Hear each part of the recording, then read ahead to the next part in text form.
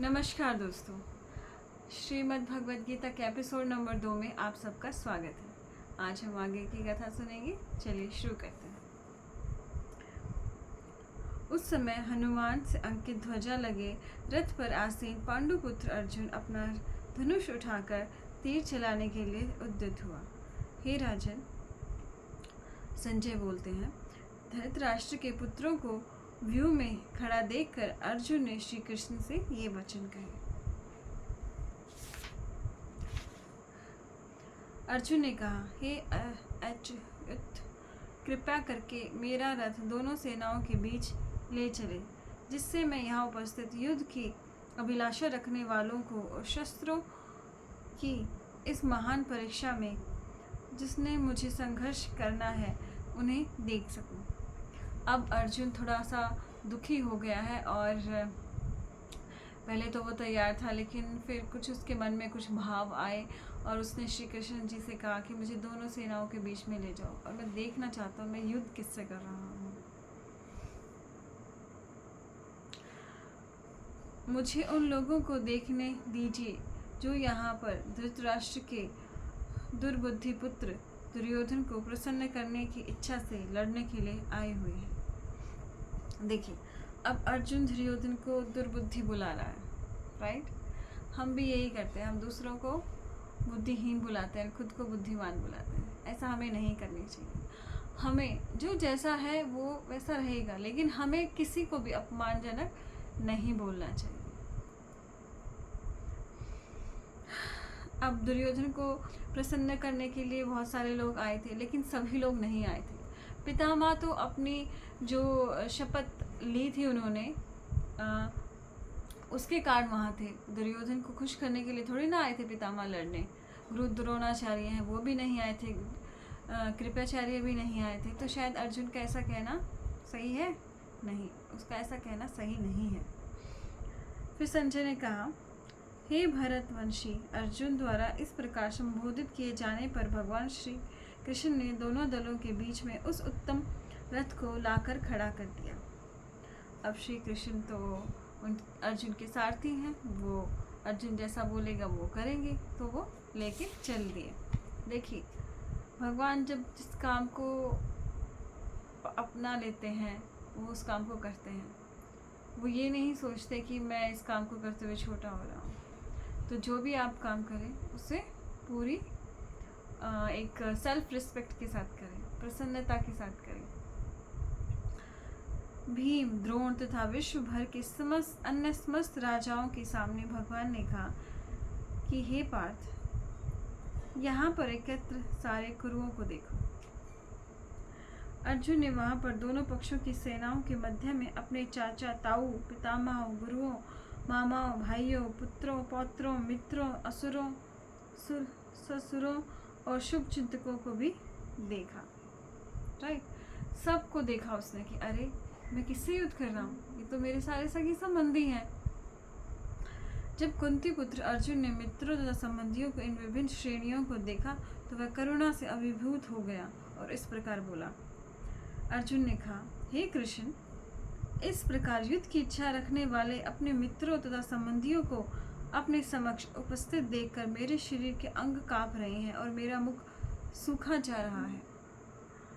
यही हाल होता है जब हमारे बच्चों की कोई गलती बताने घर आता है ना, तो हम एकदम गुस्से में हो जाते हैं या फिर हम एकदम निराश हो जाते हैं कि अरे मेरे बच्चों ने क्या कर दिया, अब मैं अपने बच्चे के खिलाफ कैसे सुनूं या उसे फिर मैं सजा कैसे दूंगा, राइट। तो वो जो अर्जुन है वो अब काँप रहा है कि मैंने युद्ध का निर्णय तो ले लिया था, लेकिन मैं कैसे करूँगा इनके साथ युद्ध, बताइए। क्योंकि दुर्योधन को तो उसने दुर्बुद्धि बोल दिया, लेकिन सिर्फ दुर्योधन के साथ थोड़ा ना युद्ध करना था, उसे पितामह के साथ युद्ध करना था, जो इतने प्यार से उसे रखते थे, जो सफ़ेद कपड़े पहनते थे। उसी की प्रेरणा से अर्जुन भी सफ़ेद कपड़े पहनता था।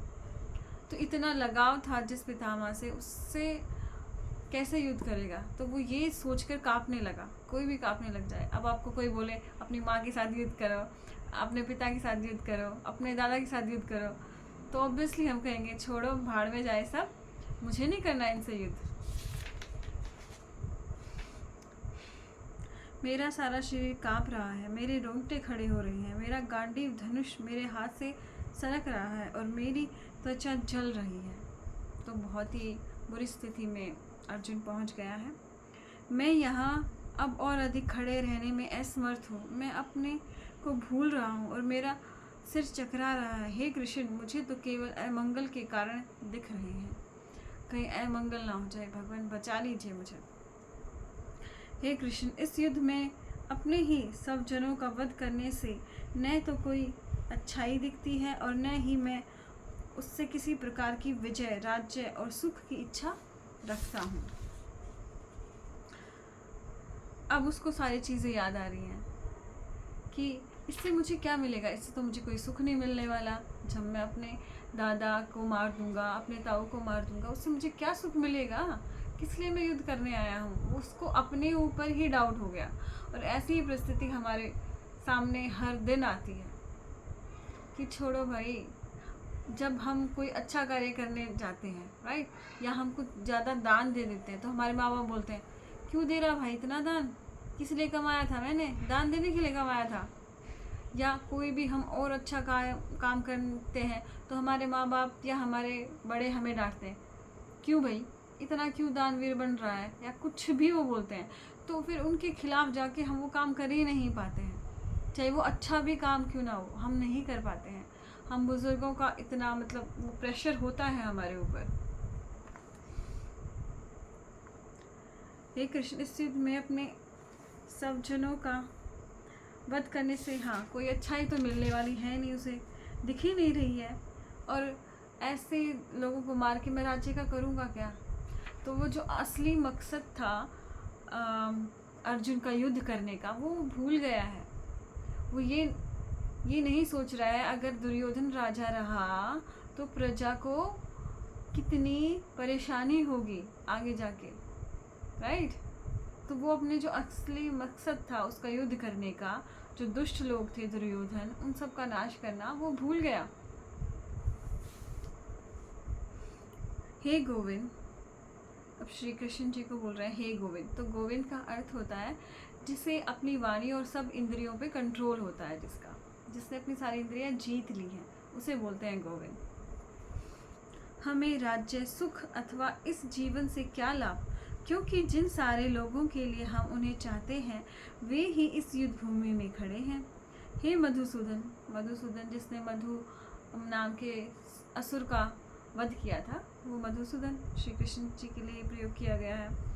जब गुरुजन, पितृगण, पुत्रगण, पितामह, मामा, ससुर, पौत्रगण, साले तथा अन्य सारे संबंधी अपना अपना धन एवं प्राण देने के लिए तत्पर हैं और मेरे समक्ष खड़े हैं, तो फिर मैं इन सबको क्यों मारना चाहूँगा। भले ही वे मुझे क्यों न मार डालें, वो मुझे मार दे, मैं नहीं उनको मार सकता। हे जीवों के पालक, मैं इन सबों से लड़ने को तैयार नहीं, भले ही बदले में मुझे तीनों लोग क्यों न मिलते हों।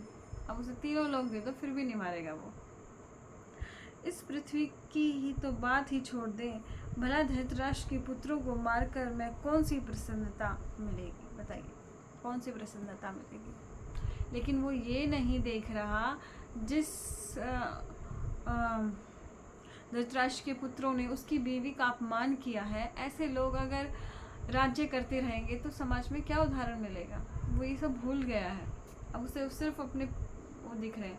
कई बार यही होता है, अगर हमारा परिवार में कोई गलती कर देता है तो वो गलती हमें दिखती ही नहीं है उसकी, वो हमारे लोग हैं वही, इसी मोह में हम उनकी गलती माफ़ कर देते हैं, राइट। जैसे अगर कोई पुलिस में है और उसका बेटा कोई किसी की मर्डर कराए तो वो उसका बेटा ही दिखता है, वो उसको माफ़ कर देता है, राइट।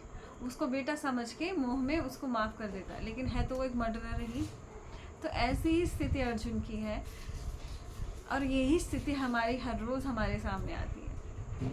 इसलिए हमें हमेशा सत्य और अच्छाई का साथ देना है, चाहे हमें अपने लोगों के साथ ही क्यों ना उनका ही विरोध क्यों ना करना पड़े, लेकिन हमें हमेशा सच्चाई का ही साथ देना चाहिए। तो आज के लिए इतना ही, आगे का हम कल करते हैं। धन्यवाद।